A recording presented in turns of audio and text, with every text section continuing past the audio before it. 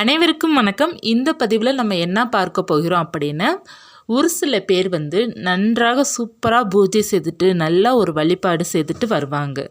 திடீர்னு பார்த்தீங்க அப்படின்னா அவங்களுக்கு பூஜை பண்ணணும், சுவாமி கும்பிடணும், விளக்கு ஏற்றி வைக்கணும் அப்படிங்கிற ஒரு ஆசையே இருக்காது, தோணவும் தோணாது. அது எதற்காக அவங்களுக்கு அந்த மாதிரி வருது அப்படின்னா, அவங்க ஏதாவது ஒரு வேண்டுதல் நினச்சிருப்பாங்க, அது நடக்காமல் போயிருந்திருக்கும். அப்படி இல்லை அப்படின்னா வீட்டில் கஷ்டத்துக்கு மேல் கஷ்டம் வந்திருக்கும், ஏதாவது ஒரு பிரச்சனைகள் இருந்திருக்கும், குடும்பத்தில் ஏதாவது ஒரு பிரச்சனைகள், கணவன் மனைவிக்குள்ள பிரச்சனைகள், அல்லது குழந்தைங்களுக்கு அடிக்கடி உடம்பு சரியில்லாமல் போயிட்டு இருக்கிறது, ஏதாவது ஒரு சில பிரச்சனைகளால் அவங்க கடவுளை வெறுக்கலாம். யாருக்கு அதீதமாக கடவுள் மேலே கோபம் வரும் அப்படின்னா, அவங்க நன்றாக சுவாமி கும்பிட்டு அன்றாட விளக்கேற்றி வைத்து சூப்பராக பூஜை செய்து இந்த மாதிரி செய்துட்டு இருக்கிறவங்களுக்கு திடீர்னு கஷ்டங்கள் வருவது அவங்களால தாங்கி கொள்ள முடியாமல் கடவுள் இருக்கிறாங்களா இல்லையா அப்படிங்கிற எண்ணத்தில் அவங்க மேலும் மேலும் அவங்க கவலைகளை வைத்து அவங்க அந்த வெறுக்கிற அளவுக்கு கொண்டு போயிடும். அந்த மாதிரி இப்போ நிறைய பேர் ஷேர் பண்ணிட்டு தான் இருக்கிறீங்க. நான் நல்லா சுவாமி கும்பிட்டேன், இப்போலாம் எனக்கு சுவாமி கும்பிடவே பிடிக்கல, விளக்கேற்றி வைக்கவே தோண மாட்டேங்குது, பூஜை செய்யவே பிடிக்க மாட்டேங்குது அப்படிங்கிறது ஒரு சில பேர் சொல்கிறீங்க. அதற்கு என்ன காரணம் இருக்கும் அப்படின்னா, கடவுள் எப்போதும் உங்களுக்கு ஒருபோதும் தீங்கு நினைக்க மாட்டாங்க. நீங்கள் நன்றாக புரிந்து கொள்ளுங்கள். உங்களுக்கு கவலைகள் கஷ்டங்கள் வருகின்றது அப்படின்னா நேரம் காலம் ஒன்று நமக்கு சரியில்லாமல் இருக்கும். இதுவே உண்மை. நம்ம கடவுள் மேலே தான் நம்ம கொச்சிக்கிறோம். அது நீங்களாக இருந்தாலும் சரி, நானாக இருந்தாலும் சரி, இந்த உலகத்தில் இருக்கிற எல்லாருமே அப்படி தான். கடவுளை அதிகமாக வழிபாடு செய்கிற பக்தர்கள் ஒவ்வொருமே கடவுள் நமக்கு கஷ்டத்தை கொடுக்குறாங்க, கடவுளே இல்லை அப்படிங்கிறத எல்லோருமே நினைக்கத்தான் செய்கிறாங்க. அது நமக்கு நேரம் எல்லா நேரமே நமக்கு நல்ல நேரம் இருக்கிறது கிடையாது. ஒவ்வொரு ஜாதகத்திலையும் ஒவ்வொரு திசைகள் நடக்கும், ஒவ்வொரு தசா புத்தி நடக்கும், ஒவ்வொரு நாள் நமக்கு மாறிட்டே இருக்கும், திசைகள் மாறும், ஒவ்வொரு வருடத்திற்கு வருடம் திசை மாறும், நேரம் காலம் மாறிக்கொண்டு தான் இருக்கும். ஆனால் இறைவன் எப்பயும் போல தான் அவர் இருக்கிறார், அவர் மாற மாட்டார்.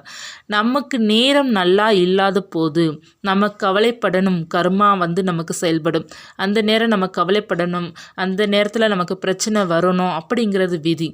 அது தான் ஆகும். அதற்காக கடவுளை வெறுக்கவே கூடாது. நேரம் மாற மாற பார்த்தீங்க அப்படின்னா எல்லாமே சரியாகும். எல்லாமே ஒரே நேரம் போல் நமக்கு இருக்காது. பகல் ஒன்று இருந்தால் இரவு ஒன்று இருக்கத்தான் செய்து, இன்பம் ஒன்று இருந்தால் துன்பம் ஒன்று இருக்கத்தான் செய்து. அதே போல் நமக்கு ஒரு சில நாட்கள் ஒரு சில வருடங்கள் நம்ம சந்தோஷமாகவும் நல்லா ஒரு வசதியான வாழ்க்கை வாழ்ந்துட்டு இருந்தாலும், ஒரு சில நாள் பார்த்தீங்க அப்படின்னா பிஸ்னஸில் லாஸ், ஏதாவது ஒரு பிரச்சனை, பண கஷ்டம் ஏதாவது ஒன்று இருக்கத்தான் செய்யும். மன குழப்பங்கள், உறவுக்குள்ளே விரிசல். நிறைய பேர் பார்த்திங்கன்னா முதல்ல திருமணம் ஆன புதுசில் ரொம்ப ரொம்ப சந்தோஷமாக இருப்பாங்க. அதுக்கப்புறம் நாளாக அவங்க வாழ்க்கையில் சந்தோஷம் ஒன்று இருக்காது. ஒரு சில பேருக்கு பார்த்திங்கன்னா திருமணம் ஆன புதுசில் அவங்களுக்குள்ள செட் ஆகாமல் அவங்க சிறப்பாகவே வாழ்ந்துருக்க மாட்டாங்க. அதுக்கப்புறம் போக போக பார்த்திங்கன்னா அவங்கள மாதிரி பெஸ்ட்டு கப்பல் யாருமே இல்லை அப்படிங்கிற சொல்கிற அளவுக்கு அவங்க வாழ்வாங்க. இதெல்லாம் பார்த்திங்கன்னா நேரம் விதி காலம் எல்லாமே தான். நமக்கு நேரம் சரியில்லை அப்படின்னா நமக்கு எல்லாமே சரியில்லை அப்படிங்கிற மாதிரி தான் தோணும். அதே நேரம் நல்ல நேரமாக வந்துச்சுன்னா பிடிக்காத எல்லாமே பிடிக்க ஆரம்பிக்கும். நேரம் நல்லா இல்லை அப்படின்னா பிடிச்சது கூட பிடிக்காமல் போயிடும். இதுதான் பார்த்தீங்கன்னா வாழ்க்கை. அதற்காக நம்ம கடவுளை குறை சொல்லவே கூடாது. கடவுள் எப்போதுமே இருக்கிற இடத்துல தான் இருந்துகிட்ருக்குறாங்க. நமக்கு வருகின்ற பிரச்சனை ஓரளவு கடவுள் அதை கட்டுப்படுத்த தான் செய்வார். அது நமக்கு தெரியாது. கால் தடிக்கு கீழே விழுகணும் அப்படிங்கிறது விதி இருந்தால் நம்ம விழுந்து தான் ஆகும். விழுகும்போது போர்ஸாக விழுந்தோம் அப்படின்னா நமக்கு பலத்த அடி விழுகும். அதே கடவுள் அனுகிரகம் இருக்கும்போது தடிக்கு விழுந்தாலும் அதில் காயங்கள் இல்லாமல் நம்ம தப்பிக்கொள்வதற்காக தான் கடவுளுடைய அனுகிரகம் நமக்கு தேவை. அவங்க எப்போதுமே நம்மளை ஆசீர்வாதம் பண்ணிக்கிட்டு தான் இருப்பாங்க. ஆனால் நமக்கு ஒரு சிலது நடக்கணும் விதி இருக்கும்போது அது நடந்து தான் ஆகும். ஓரளவு நம்ம அதில் மீண்டு வர்ற மாதிரி தான் கடவுள் நம்ம ஹெல்ப் பண்ணுவாங்க. நம்மளுடைய கர்மா வினைப்படி தான் நமக்கு எல்லாமே நடக்கும்.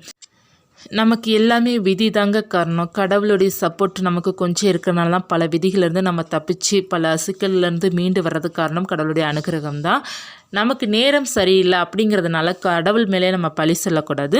அவங்க நம்மளை எப்போதுமே பார்த்து கொண்டு தான் இருப்பாங்க. நம்மளுடைய நேரம் சரியில்லாமல் இருக்கிற காரணத்தினால பார்த்திங்க அப்படின்னா ஒரு சில பிரச்சனைகள், ஒரு சில நமக்கு மனக்கசப்புகள், பண இழப்புகள், பணம் இல்லாமல் கொஞ்சம் கஷ்டப்படுற மாதிரி ஃபீலிங் இந்த மாதிரிலாம் நிறையா இருக்குது அப்படின்னா அது சரியாக போயிடும். நேரம் சரியில்லாத போது இந்த மாதிரி இருந்துச்சுன்னா நல்ல நேரம் வரும்போது எல்லாமே பார்த்தீங்கன்னா ரொம்ப சிறப்பாக அமையும். அதனால் அதெல்லாம் நினச்சி கடவுளை வந்து வெறுக்காதீங்க, கடவுளை கும்பிடாமல் இருக்காதீங்க. எல்லா கடவுளுமே நமக்கு எந்த கடவுள் பிடிக்குதோ எல்லா கடவுளுமே நமக்காக தான். நம்ம குலதெய்வம் சரி, நம்மளோட இஷ்ட தெய்வம் சரி, எல்லா தெய்வமும் நமக்காக தான் அவங்க இருக்கிறாங்க. அவங்கள அன்றாட நீங்கள் வந்து முடிந்த அளவுக்கு வழிபாடு செய்யுங்க. இல்லைன்னா மனசுலையாவது நினச்சிட்டே நீங்கள் இருந்தாலே போதும், அவங்களுடைய அன்பு உங்களுக்கு எப்போதுமே கிடைக்கும். வராகிய பக்தர்களும் அப்படி தான் ஒரு சில பேர் சொல்லியிருந்தீங்க. வாழ்க்கையில் பார்த்திங்க அப்படின்னா கஷ்டங்கள் இருக்குது அப்படின்னா மனசை வந்து தளர விடக்கூடாது, ரொம்ப ஸ்ட்ராங்காக இருக்கணும். அப்போ தான் நீங்கள் ரொம்ப ஸ்ட்ராங்காக இருந்து அந்த பிரச்சனையை வந்து சரி பண்ணுறதுக்கான வழிகளை நீங்கள் தேடணும். நிச்சயமாக அதற்கான வழிகள் வந்து உங்களுக்கு கிடைக்கும். நல்ல நேரம் நிச்சயமாக வரும் அப்படிங்கிற நம்பிக்கையுடன் இருங்க. கடவுள் நம்மளை வந்து பாதுகாப்பாக வச்சுப்பாங்க, எந்த பிரச்சனையும் நமக்கு வந்து சரி பண்ணுற அளவுக்கு தைரியத்தை கொடுப்பாங்க அப்படிங்கிறத நம்பிக்கையுடன் இருங்க. கடவுளை வந்து நம்ம வெறுக்கவும் கூடாது, குறை சொல்லவும் கூடாது. நம்ம ஏதாவது தவறு செஞ்சால் தான் அதுக்கான பலன் நமக்கு கிடைக்கும். அதே போல் தான் நம்ம தெரிஞ்சு தெரியாமல் பாவம் செஞ்சுருந்தோம் அப்படின்னா அதற்கேற்ற பலன் நமக்கு கிடைக்கும். எல்லாமே நேரம் காலந்தாங்க. ஒவ்வொரு திசைக்கும் ஒவ்வொரு இது கிடைக்கும். இப்போ நம்மளாம் சனி திசையில் பார்த்திங்கன்னா நிறைய பேர் கஷ்டப்பட்டுட்டு தான் இருக்காங்க. அஷ்டமி சனியால், 7.5 சனியால். அப்படின்னா அவங்களுக்குலாம் சுவாமி கும்பிடாமையாக இருக்கிறாங்க. அப்படி கிடையாது, அவங்களுக்கு அந்த கஷ்டப்படணும் அப்படிங்கிறது விதி. அதிலிருந்து கொஞ்சம் மீண்டு வருவதற்காக தான் கடவுளை வந்து வழிபாடு செய்கிறோம். நிச்சயமாக மீண்டு வர முடியும். எப்போதுமே நம்ம வந்து கடவுளை வந்து குறை சொல்லக்கூடாது. நீ கடவுள் இருக்கியா இல்லையா, உன்னை நான் தினமும் கும்பிட்டுட்டு தானே இருக்கேன், அப்புறம் எதற்கு எனக்கு இவ்வளோ பிரச்சனை அப்படிங்கிறது நம்ம குறை சொல்லக்கூடாது. யாரெல்லாம் குறை சொல்லுவாங்க அப்படின்னா கடவுள் மேலே அளவுக்கு அதிகமான அன்பும் அளவுக்கு அதிகமான நம்பிக்கை வச்சுருப்பவங்க தான் குறை சொல்லுவாங்க. எதற்காக அப்படின்னா நான் இவ்வளோ நம்பிக்கை வச்சுருந்தேனே, எனக்கு எதற்கு இவ்வளோ பிரச்சனை அப்படிங்கிறத நினச்சி தான் அவங்களுக்கு வந்து ஒரு சில கோபங்கள் இருக்குமே தவிர அது நிரந்தரம் கிடையாது. எல்லாமே சரியாக போயிடும். பிரச்சனைகளுக்கு எல்லாத்துக்குமே ஒரு வழிகள் நிச்சயமாக இருக்கும். காலப்போக்கில் வந்து எல்லாமே சரியாகும். காலம்தான் உங்கள் பிரச்சனையை சரி பண்ணி கொடுக்கும் கடவுளுடைய அனுகிரகத்தால். அதனால் வந்து பிரச்சனைகளை கையாள பழகிக்கோங்க. அதாவது பிரச்சனைக்கான சொல்யூஷன் என்ன அப்படிங்கிறத தேட பழகிக்கோங்க.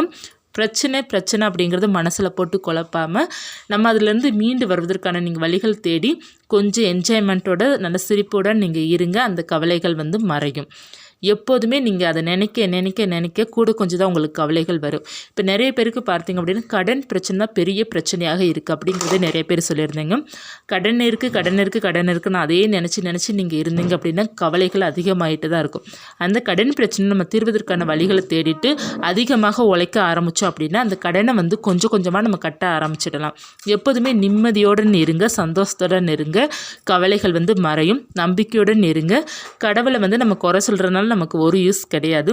கடவுள் வந்து நம்மளை எப்போதுமே ஒரே பார்வையில் தான் அவங்க நம்மளை பார்த்துட்டு இருப்பாங்க. உனக்கு நல்ல நேரம் இருக்குது அதனால் உங்கூட நான் இருப்பேன், நல்ல நேரம் இல்லை நான் உங்கூட இருக்க மாட்டேன் அப்படிங்கிறது கிடையாது. எப்போதுமே அவங்க நம்ம கூட தான் இருப்பாங்க. உங்களை சிறப்பாக வாழ வைக்கணும் அப்படின்னா உங்களால் மட்டுமே உங்களை சிறப்பாக வாழ வைக்க முடியும். தைரியமாக இருக்கணும். கடவுள்கிட்ட வந்து அதிகமாக தைரியத்தை கேளுங்க. பிரச்சனை சால்வ் பண்ணுறதுக்கான சொல்யூஷனை கேளுங்க. எப்போ அதற்கான வழிகளை நீங்கள் தேட ஆரம்பிக்கிறீங்களோ அப்போதே நீங்கள் ஜெயிக்க ஆரம்பிச்சிடுவீங்க. உங்களால் எதுவுமே பண்ண முடியல அப்படின்னா கூட இது செய்து பாருங்கள்.